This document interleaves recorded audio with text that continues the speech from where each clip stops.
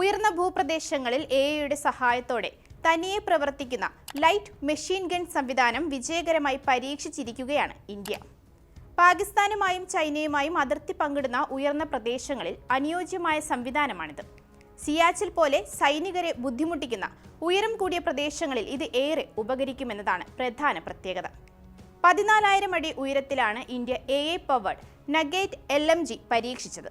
പരീക്ഷണം വിജയകരമാണെന്ന് പ്രതിരോധ വൃത്തങ്ങൾ അറിയിച്ചു. വെല്ലുവിളി നിറഞ്ഞ പർവ്വത പ്രദേശങ്ങളിൽ ലക്ഷ്യങ്ങൾ സ്വയം തിരിച്ചറിയാനും ആക്രമിക്കാനും കഴിയുന്ന ലൈറ്റ് മെഷീൻ ഗണ്ണാണിത്.